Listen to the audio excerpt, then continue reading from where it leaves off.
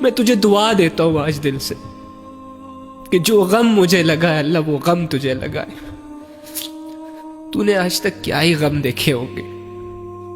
اگر تو باپ ہے تو اولاد بچھڑ گئی ہوگی، اس کا غم سہا ہوگا تم نے.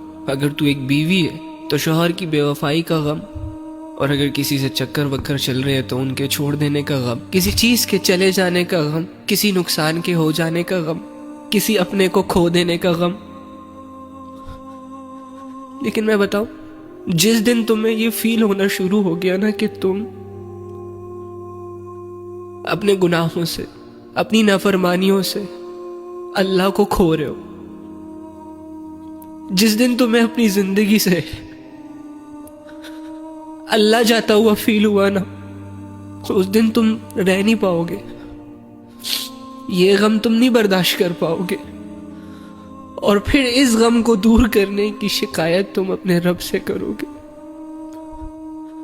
مجھے بہت حیرت ہوتی ہے آج اللہ کے سامنے لوگوں کو گر گڑاتے ہوئے، روتے ہوئے، اپنی زندگیاں کھوکھلی کر کے مانگتے ہوئے، کہ لوگ مانگ رہے ہوتے ہیں اللہ سے، شدت سے مانگ رہے ہوتے ہیں، شدت سے دعائیں کر رہے ہوتے ہیں. کسی کو رشتے چاہیے ہوتے ہیں، کسی کو دولت چاہیے ہوتی ہے، کسی کو عزت چاہیے ہوتی ہے، کسی کو کوئی بندہ چاہیے ہوتا ہے.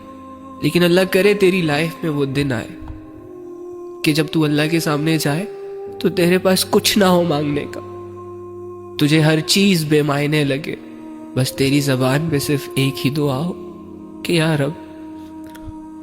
جب تو کہتا ہے کہ تو میرا پیدا کرنے والا، جب تو کہتا ہے کہ خالق بھی تو ہے، رازق بھی تو ہے، حفیظ بھی تو ہے، حفاظت بھی تو نے کرنی ہے، دوست بھی تو ہے، مددگار بھی تو ہے، سب کچھ دیا بھی تو نے اور سب کچھ ہے بھی تیرا، تو میں تو رہ گیا نا لکیر کا فقیر.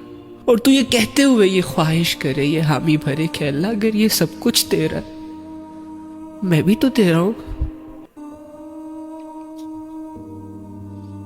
مجھے بھی اس لائق بنا دے کہ میں یہ فیل کر سکوں.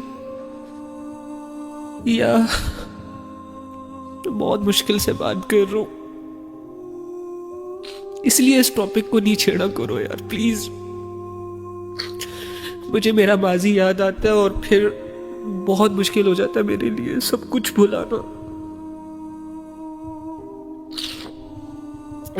تو اللہ اگر یہ سب کچھ تیرا ہے تو مجھے بھی اس قابل بنا دے کہ میں خود سے یہ کہہ سکوں کہ تو بھی اللہ کا ہے.